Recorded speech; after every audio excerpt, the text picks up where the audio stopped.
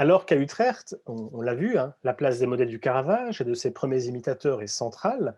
Dans les autres villes néerlandaises, en particulier à Haarlem, qui est ici, la variété des modèles étudiés par les peintres est plus grande et particulièrement visible dans les deux genres artistiques qui, depuis le XVe siècle, ont été régulièrement associés aux talents spécifiques des artistes néerlandais, à savoir le paysage et le portrait.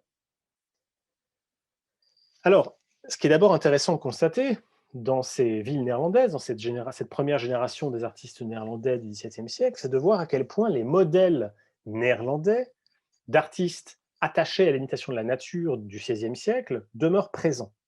L'un des meilleurs exemples, hein, de cet attachement à ces modèles néerlandais par les peintres néerlandais, c'est la peinture de Hendrik Averkamp, qui est un artiste qui va en quelque sorte faire carrière en capitalisant sur la grande tradition des paysages avec figure de Bruegel. On le voit notamment dans cette scène de patineurs sur la neige, hein, de ce paysage hivernal qui est directement inspiré de certaines scènes hivernales peintes par Bruegel. Je pense évidemment aux chasseurs dans la neige. Euh, Ce qui est intéressant chez Haverkamp, hein, c'est donc qu'il cherche non pas à créer une rupture, non pas à s'inspirer de la peinture de la belle manière, mais à s'inspirer d'un autre maître très important à cette époque, qui est Bruegel, et qui est un maître néerlandais. Donc il y a la construction d'une sorte de tradition artistique néerlandaise durant cette période, fondée vraiment sur des modèles néerlandais, fondée sur la représentation de la vie quotidienne néerlandaise, fondée également sur la représentation du territoire néerlandais, du pays néerlandais. Donc on est vraiment ici dans une autre approche qui est parfaitement contemporaine, hein, des artistes que je viens de vous montrer actifs à Utrecht, mais qui s'intéresse à d'autres modèles alternatifs. Averkamp est un peintre qui a la caractéristique d'être né muet. Hein, c'est un peintre qui a d'ailleurs été surnommé le muet au XVIIe siècle. Et c'est un peintre qui va se former probablement à Amsterdam, mais aussi dans la ville où il va essentiellement travailler dans les Pays-Bas, qui est la ville de Kampen, qui se trouvait dans le nord-est des Provinces-Unies. Et ce qui va l'intéresser, c'est vraiment d'essayer de poursuivre les recherches de Bruegel en s'intéressant ici, vous le voyez, aux activités hivernales, hein, aux activités associées à l'hiver et à un hiver néerlandais, hein, puisque évidemment, la neige, on en trouve plus fréquemment dans le nord de l'Europe et notamment aux Pays-Bas qu'en Italie ou en France. Et c'est donc une manière aussi pour lui de néerlandiser, de caractériser de façon néerlandaise le paysage et donc de contribuer à la fabrication d'un paysage spécifiquement néerlandais. On a pu voir, hein, dans des cours précédents, je pense notamment au tableau au paysage de Patenir au XVIe siècle, qu'on avait des paysages qui se sont développés comme genre aux Pays-Bas, mais les paysages représentés n'étaient pas spécifiquement néerlandais. Hein. Vous souvenez quand même de ces paysages de Patenir où il y avait de grandes montagnes, de grands sommets rocheux. On sait très bien, si vous avez eu l'occasion d'aller dans les Pays-Bas, que les montagnes ne sont pas très nombreuses dans les Pays-Bas et il a fallu à Bruegel de traverser les Alpes pour découvrir ce que c'était que les montagnes. Donc on a des paysages néerlandais, mais pas des paysages qui sont topographiquement spécifiquement néerlandais. Chez Averkamp, on a vraiment la volonté de produire, de construire un genre artistique du paysage qui se rapproche des territoires dans lesquels il vit, en représentant véritablement ce qu'il a sous les yeux. Et donc, dans ces représentations d'activités associées à l'hiver, ces activités offrent le double avantage, d'une part, de révéler la diversité des individus et des classes qui composent la société néerlandaise. Hein. Il y a une sorte d'inventaire extraordinaire de figures, de costumes, de classes sociales, d'activités, avec une dimension comme chez Bruegel qui est comique. Par exemple, on voit, tandis que ce patineur semble extrêmement maître de ses gestes, que celui-ci qui est tombé à plat ventre sur la glace ne semble peut-être pas aussi habile.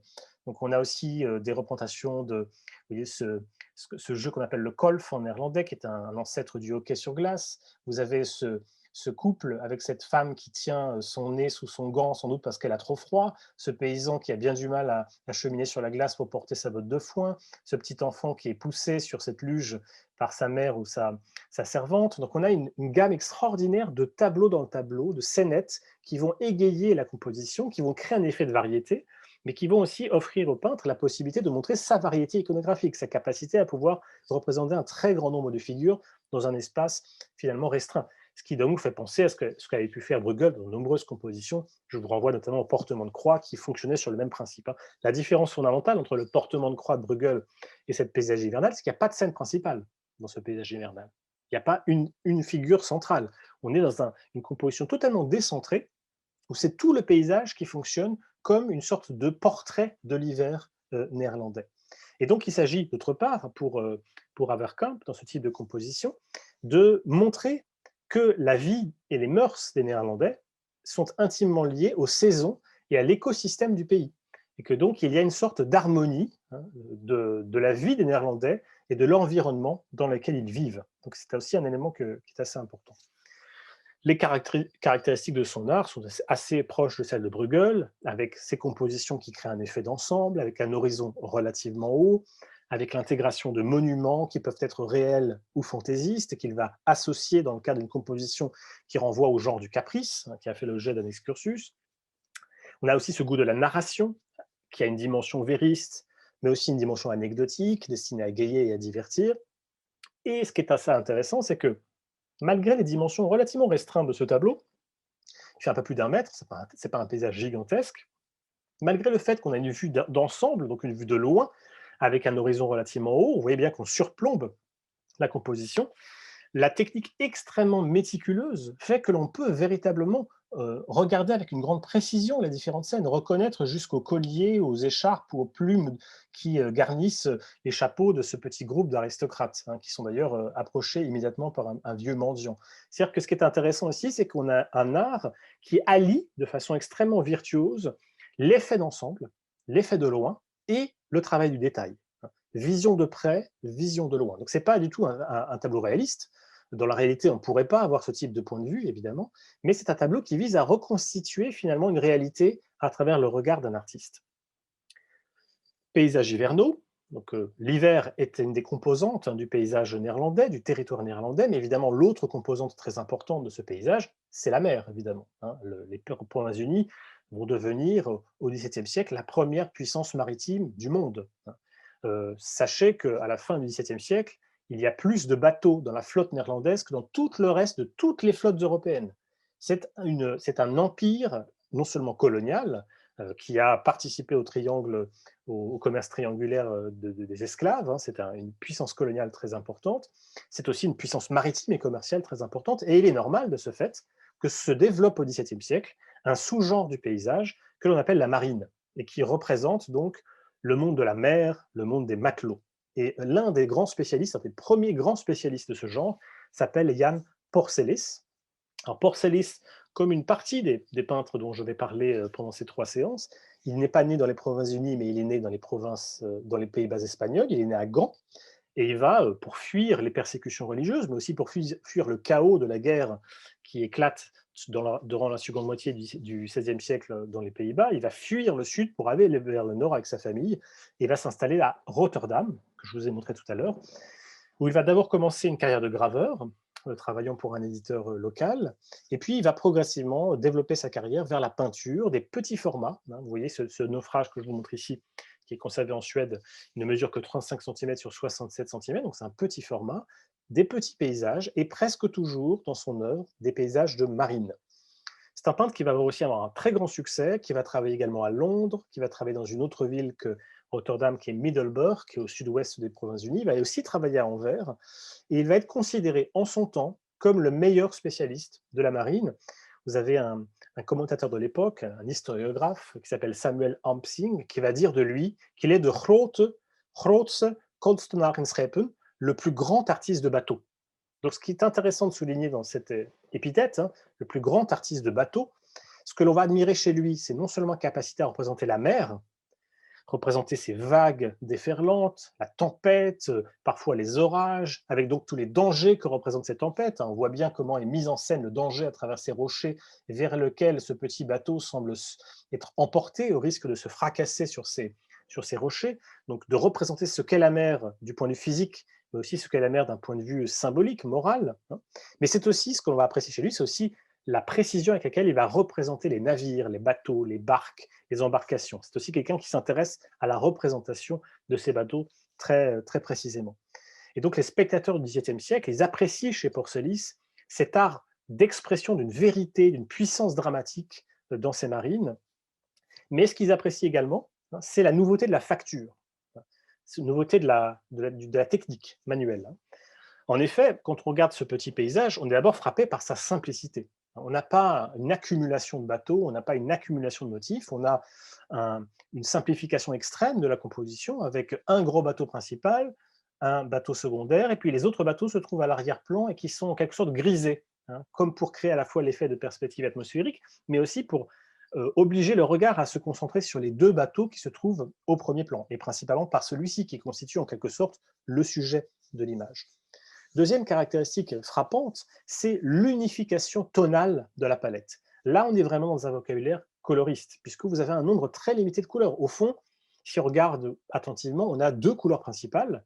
D'abord, une nuance de gris, hein, de gris-bleu, qui compose à la fois les vagues et le ciel, et puis des nuances de brun qui vont composer une partie des rochers et les coques et les voiles des bateaux. Donc on a vraiment une simplification très forte de cette palette que l'on va appeler, que les historiens de l'art vont appeler le tonalisme. Le tonalisme, c'est une expression qu'on va utiliser pour qualifier ces peintures essentiellement néerlandaises qui commencent à émerger lors de la deuxième décennie du XVIIe siècle.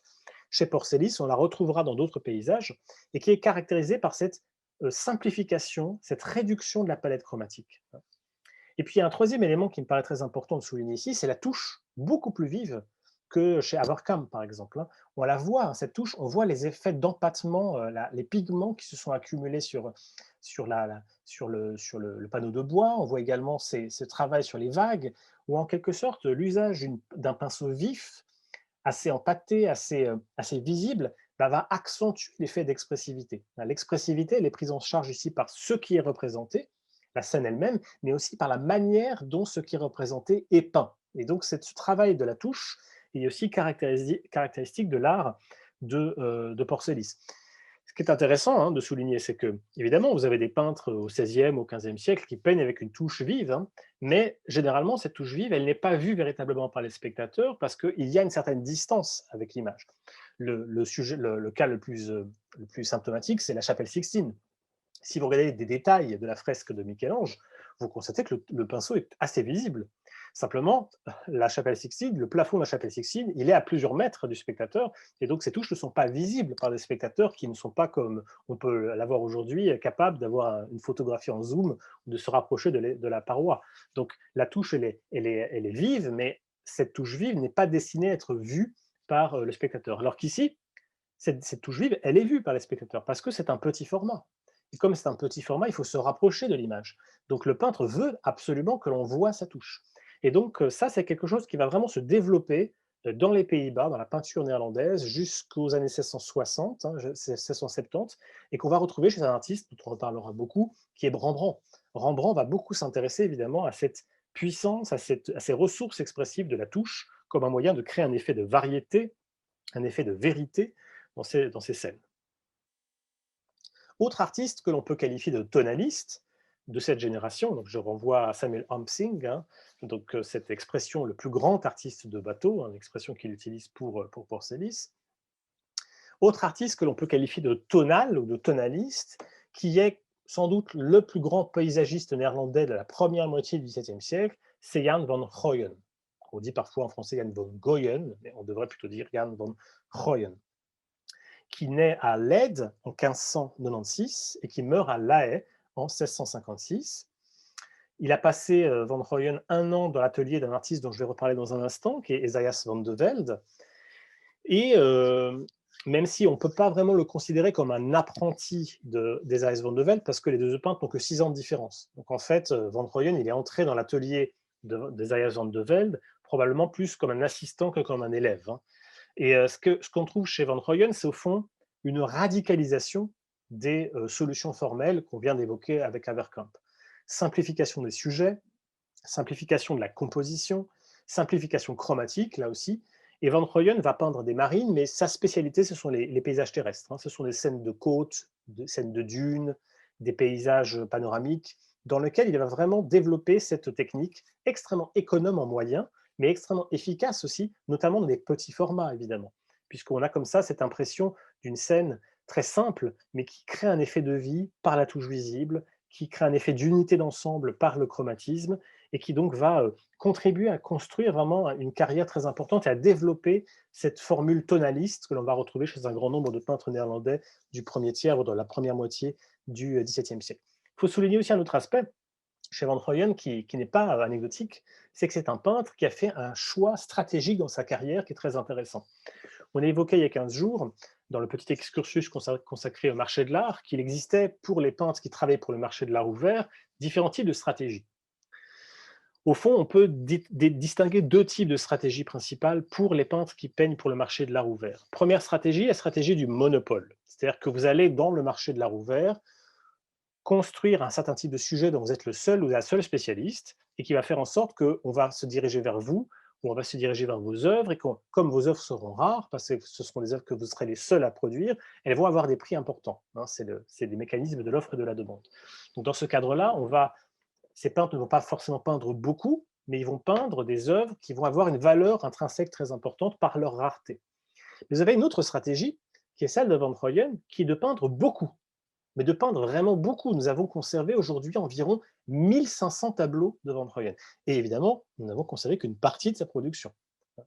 Il faut savoir, petite parenthèse, hein, que toujours en histoire de l'art, se rappeler que nous avons perdu beaucoup d'œuvres, que nous avons perdu beaucoup d'objets et que nous ne travaillons que sur les objets que nous avons conservés.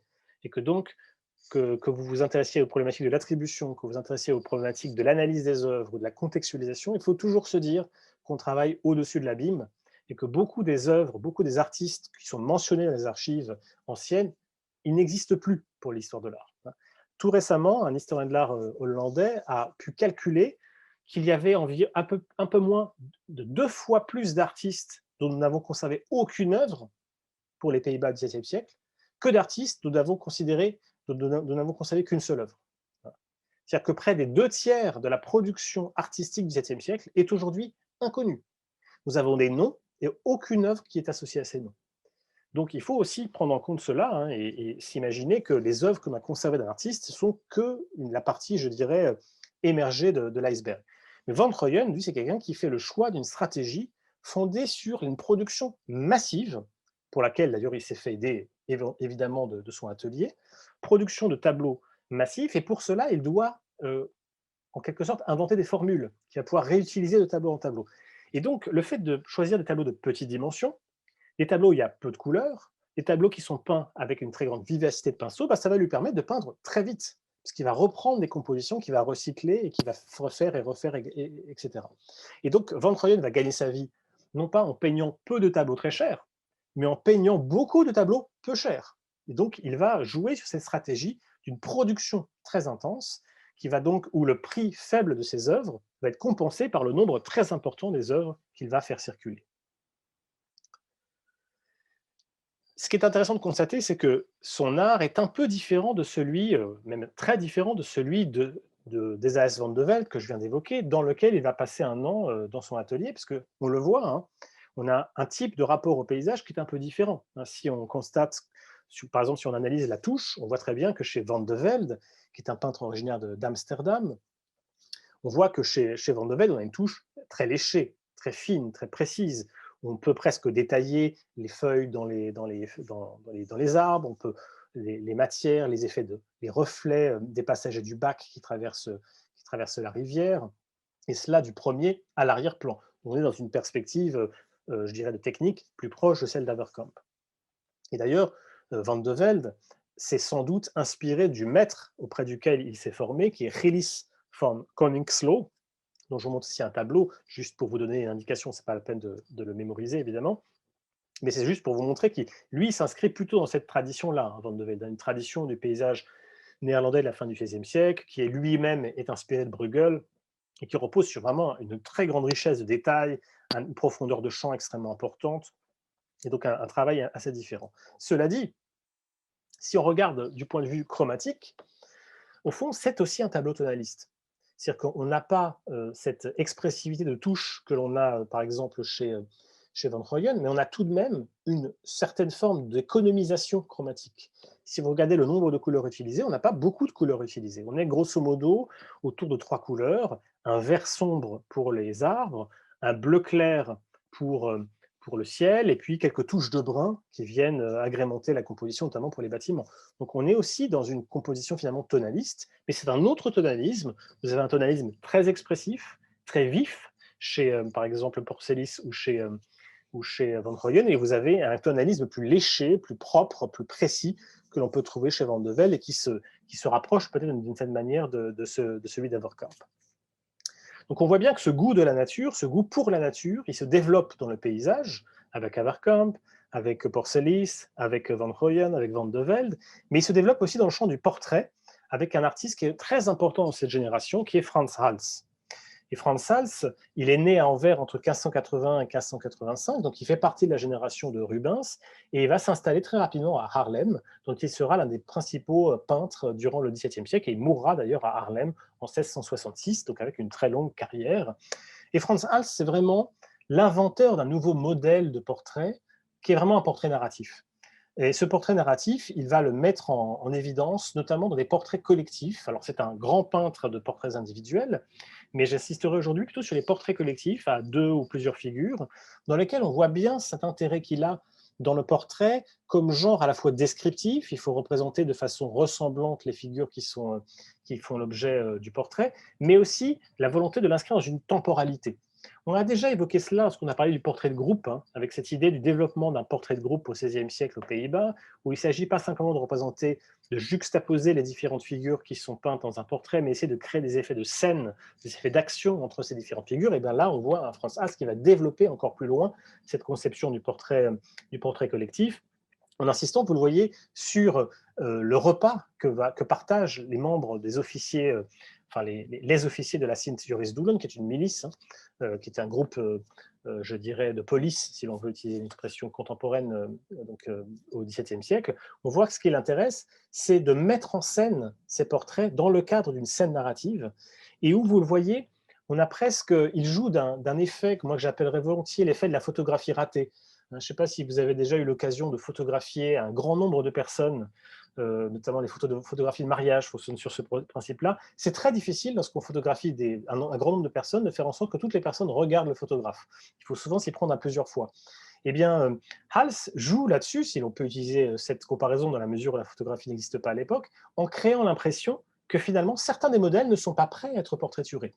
Certains d'entre eux regardent le portraitiste, semblent poser pour lui. Vous avez toute cette figure qui discutent les unes avec les autres, comme si le portraitiste n'était pas présent, comme si le spectateur n'était pas là. Et donc, cet effet d'une attention flottante entre des figures qui regardent le spectateur et des figures qui ne le regardent pas accentue évidemment l'impression naturelle.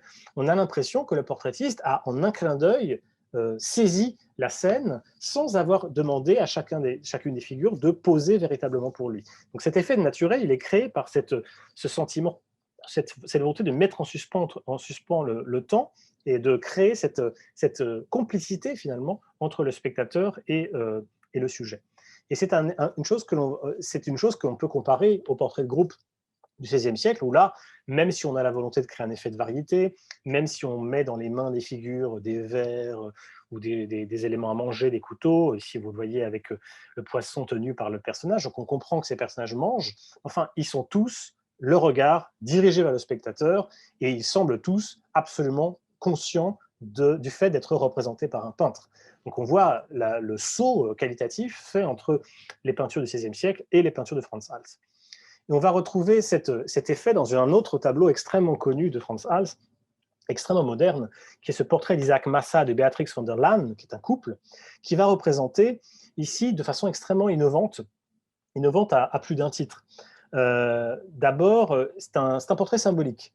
On voit au premier plan un chardon très mis en évidence dans la partie inférieure gauche, chardon qu'on voit donc ce coin inférieur gauche et qui évoque peut-être un passage de la Genèse qui renverrait ici à la valorisation du travail. Dans le livre de la Genèse, vous trouvez ce passage, Dieu dit à Adam, parce que tu as écouté la voix de ta femme et que tu as mangé de l'arbre dont je t'avais formellement prescrit de ne pas manger, le sol sera maudit à cause de toi, c'est dans la peine que tu t'en nourriras tous les jours de ta vie, il fera germer pour toi l'épine et le chardon, et tu mangeras l'herbe des champs.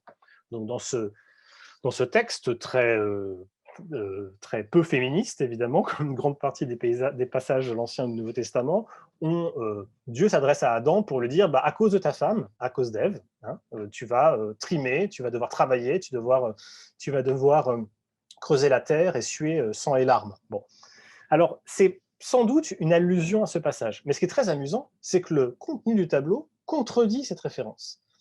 Parce que, qu'est-ce que l'on voit? On ne voit pas un couple qui semble trimer ou souffrir particulièrement de la vie quotidienne. On est au contraire dans une représentation d'un couple extrêmement riche, très richement habillé, très élégant, et qui a un rapport à la campagne, un rapport à la terre qui dépasse un rapport de cultivateur, mais plutôt d'exploitant. Ce sont des gens qui possèdent des terres, et ces terres sont mises en valeur à travers ce petit jardin, cette fontaine, cette façade d'un palais presque italien, cette sculpture. Donc on est dans un espace qui n'est pas un espace du travail. Donc première contradiction.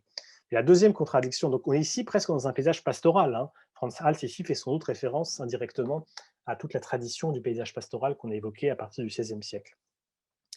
Et avec une dimension presque italienne, avec ces constructions qui évoquent des architectures italiennes, même si Hals n'est jamais allé en Italie et que ces architectures sont purement imaginaires. Ce qui est très amusant aussi, c'est qu'on n'a pas du tout le sentiment que la figure féminine, que la femme d'Isaac Mas, semble particulièrement gênée par sa culpabilité. En réalité, ce qui est fascinant ici, c'est de voir que le personnage principal, c'est la femme. C'est elle qui est au centre de la composition, c'est elle qui semble presque pousser son mari sur la partie gauche de la composition et qui pose sa main de façon extrêmement nonchalante sur son épaule, comme s'il utilisait le corps de son mari comme un appui humain. Donc on a aussi une volonté ici de se moquer finalement, de parodier ou de s'amuser de ce texte auquel fait référence le Chardon au premier plan, en montrant qu'en réalité, on est très très loin de cette malédiction divine et qu'au contraire, ce couple vit en parfaite harmonie, en parfaite complicité, ce qui renvoie aussi évidemment au sourire qui anime le visage de cet homme et de cette femme, sourire extrêmement franc et pose extrêmement informelle, nous renvoyant à l'informalité qu'on a pu évoquer dans certains portraits de Van Dyck. Hein. Cette volonté de donner l'impression d'un portrait qui n'est pas posé, mais qui est saisi dans un instant précis. Évidemment, ce qui lie aussi la peinture de Hals et de Van Dyck, qu'on a évoqué il y a 15 jours, c'est la technique, c'est la touche. C'est un travail de la touche extrêmement vif, extrêmement rapide, avec vraiment une touche très vive, ce que l'on appelle techniquement la technique du mouillé sur le bouillé. C'est-à-dire que Hals ne va pas chercher à à placer chacune des couches de peinture en attendant qu'elles sèchent pour ensuite peindre la couche suivante, etc., qui est une technique qu'on trouve beaucoup dans la peinture néerlandaise du XVe siècle, notamment chez Van Eyck, Van der Weyden, etc. Ils peignent en faisant sécher partiellement la couche, chaque couche, pour qu'il puisse y avoir vraiment des couches de peinture très solidifiées. Hals, lui, travaille mouillé sur le mouillé, c'est-à-dire qu'il ne s'arrête pas de travailler, c'est-à-dire qu'il passe ses premières couches préparatoires et puis il travaille aussitôt dans une peinture encore fraîche, ce qui lui permet de travailler rapidement, ce qui lui permet aussi de créer cet effet de touche très vive que l'on voit dans le traitement de la dentelle, dans le traitement de la moustache et de la barbe de cet homme, dans le traitement aussi des cheveux ou des feuillages. Et vous voyez ici les feuillages de l'arbre de l'arrière-plan, ils sont plus détaillés comme pouvaient l'être les feuillages de certains tableaux que je viens de vous montrer. Donc ici, on voit bien comment, pour Hals, l'enjeu, c'est de montrer sa touche. Et cette touche, elle va avoir une dimension presque symbolique. Pourquoi? Parce que pour Hals, vraiment, l'enjeu, c'est de créer l'impression que son tableau, il est fait en un clin d'œil, avec l'impression que rien n'a été préparé, que tout s'est fait de façon spontanée. Et donc la spontanéité, cet effet de spontanéité, il passe aussi par une touche qui donne l'impression que le tableau n'est pas fini, qui donne l'impression que le tableau il est encore en train d'être fait et que le spectateur est le témoin de ce tableau en train d'être fait, comme si la toile ou le panneau de bois était le lieu même de la naissance de l'idée artistique. Donc on est dans une conception beaucoup plus vivante, dynamique, créative d'une œuvre, d'une sorte de work in progress, où l'œuvre va ne pas vouloir effacer la touche, en privilégiant une touche séchée, mais au contraire, une touche très visible.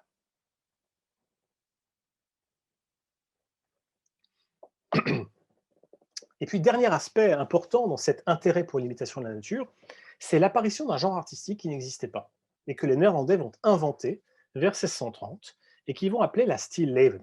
La stilleven, c'est un terme néerlandais qui apparaît vers 1630 et qui va, pour la première fois dans l'histoire de l'art, regrouper au sein d'une même catégorie générique, au sein d'un même genre, l'ensemble des peintures qui représentent des objets et des choses.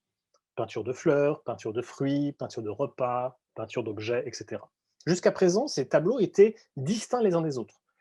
Tel peintre était peintre de fleurs, tel autre peintre était peintre de fruits, tel autre peintre était peintre d'étals de boucher, pensez à Artsenböckela, mais ils n'étaient pas considérés comme des peintres peignant le même genre artistique. Chacun de ces genres était distinct. Vers 1630, cette notion de stilleven va être inventée par les Néerlandais pour regrouper l'ensemble de ces tableaux avec une idée très forte dans cette notion de stilleven. Stilleven, leven, ça veut dire la vie, Et still, ça veut dire deux choses. Ça veut dire d'abord quelque chose de calme, de reposant, de reposer, mais ça veut aussi dire un mouvement mis en suspens. Hein. Quand on dit quelque chose est still, c'est un objet qui est en mouvement normalement et qu'on va en quelque sorte immobiliser temporairement dans son mouvement, hein, qui est mis en suspens. Et donc, ce qui est très intéressant dans cette notion de still leven, qui va être traduite bien plus tardivement, à la fin du XVIIIe siècle simplement, par nature morte, on voit bien que ce n'est pas du tout la question de la nature morte qui est posée. Ce n'est pas la mort qui intéresse ces peintres, c'est la vie, Leben. Donc c'est le sentiment de la vie qu'il faut recréer, mais un sentiment de la vie qu'il faut recréer de façon paradoxale par l'immobilisation d'objets susceptibles d'être en mouvement. Donc on est dans un genre qui est à la fois descriptif, on représente la vie, on prend sur le vif, et en même temps, c'est un genre narratif, puisqu'on va mettre en suspens un mouvement potentiel. Et c'est un élément qui est très important qu'on va retrouver chez un des premiers grands représentants de ce nouveau genre artistique, qui s'appelle Stilleben, et qu'on va retrouver plus tard traduit en allemand, Stillleben, ou en anglais, Still Life. Hein, ce sont des termes qui ont été fabriqués à partir du néerlandais. L'un des premiers spécialistes, l'un des premiers et des principaux spécialistes de ce genre, ça sera Peter Klaas, dont je vous montre ici un magnifique tableau qui se trouve au Mauritshuis de La Haye. On va retrouver certaines des caractéristiques des peintres tonalistes que j'ai évoqués. D'abord, l'unité chromatique, palette très riche, mais resserrée autour de 2 ou 3 couleurs, souvent des couleurs chaudes d'ailleurs. Un abaissement de l'horizon, on se rapproche des objets, comme une sorte de zoom, on s'approche au plus près de ces objets, afin de créer une sorte de proximité avec le spectateur, proximité d'autant plus importante évidemment qu'on se trouve ici dans un tableau de toute petite dimension, hein. C'est un tableau qui mesure un peu moins de 40 cm de large, donc il est vraiment tout petit. Souvent une utilisation d'une lumière artificielle ou assez contrastée pour faciliter la distinction des objets les uns par rapport aux autres, la mise en relief des surfaces, hein, surfaces différentes, des couvertures de cuir, des livres, ou du métal de ce chandelier, ou du verre de ce grand verre, ou des feuilles de ce livre. Donc on a vraiment la volonté de diversifier les textures, lisses ou rugueuses, et la mise en valeur des motifs sur un arrière-plan souvent très sombre, chez Classe, un arrière-plan relativement sombre, et souvent des compositions qui sont structurées autour d'une diagonale, qu'on voit ici assez clairement, hein, grâce notamment au chandelier ici, qui va permettre d'organiser la composition, hein, et d'éviter que cette composition soit chaotique. On voit par rapport au tableau qu'on a vu de Clara Peters, qu'on a vu il y a 15 jours, qui est une des grandes figures de cette peinture d'objets au tout début du XVIIe siècle, on voit qu'il y a un nombre beaucoup plus réduit d'objets, un point de vue beaucoup plus rapproché, et une organisation qui, comme chez Peters, c'est géométrique, mais qui se fonde sur un nombre limité d'objets et de sujets représentés. Ce qui est aussi très intéressant de souligner chez Classe, c'est évidemment le rapport qu'il entretient avec la tradition de ces peintures d'objets, mais aussi le rapport qu'il entretient avec ce nouveau genre de la Stilleben. Alors le rapport à la tradition, c'est quelque chose qui est vraiment très important de souligner, c'est qu'en fait, il n'y a pratiquement plus de contenu moral.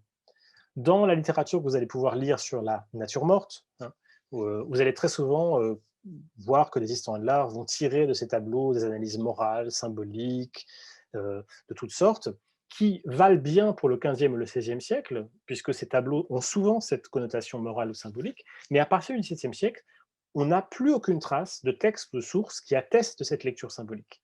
Donc il faut considérer que même si vous vous trouvez avec des tableaux qui représentent une bougie qui s'éteint, ou un crâne, ou un sablier, soit on est face à des objets qui sont purement conventionnels, qu'on utilise parce qu'on les utilise depuis longtemps, soit des tableaux qui ne sont pas destinés finalement à, je dirais, déplorer la vanité des choses, ou déplorer que le temps passe, etc., mais des œuvres qui sont au contraire destinées à glorifier l'idée selon laquelle les peintres ont ce pouvoir, ont cette puissance de pouvoir saisir ces objets en un temps précis et de créer comme l'impression que ce temps est figé pour l'éternité, ce qui est vraiment la volonté ici de Classe en rendant compte de la lumière, hein, de la bougie, qui est une lumière qui par définition est évanescente, qui est mobile, qui est mouvante, mais qui est figée, qui est mise en suspens par le pouvoir de l'art dans cet espace. Et donc on est vraiment dans cette perspective de la Stilleben, parce que ces objets qui sont liés à la vie quotidienne.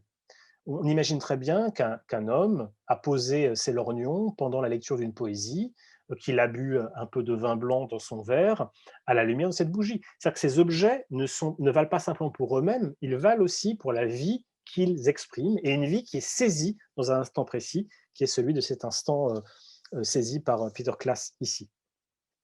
Donc on voit ici que c'est un travail sur aussi le regard que le spectateur va porter sur ces objets. Et évidemment, ce sont aussi ces œuvres, une manière pour le peintre de glorifier, de valoriser son savoir-faire technique, savoir-faire, je dirais presque intellectuel, dans la mesure où il rend compte de la distinction des matières. Vous voyez comment, par exemple, il représente le reflet déformé de la bougie à la surface de ce verre, où il rend compte de l'ombre de ce verre, mais une ombre qui, vous voyez, laisse transparaître des éclats de lumière, puisque c'est une ombre par laquelle, qui est traversée par la lumière de la bougie et qui va donc créer des effets de lumière, des éclats sur la tranche du livre. Et donc, évidemment, cette partie-là, elle est très importante. C'est une façon pour le peintre de mettre en scène son talent, ce qui n'est pas donc anecdotique de constater qu'il place son monogramme, le P et le C, A avec le O, donc anneau 1627. Il le place exactement à cet endroit-là, comme pour nous rappeler, hein, de dire, vous voyez ce tableau magnifique et virtuose, c'est moi qui l'ai peint, c'est moi, Peter Claes. À présent, je vais passer au troisième et dernier épisode en insistant sur un artiste majeur de cette génération qui commence sa carrière à cette époque, qui est Rembrandt.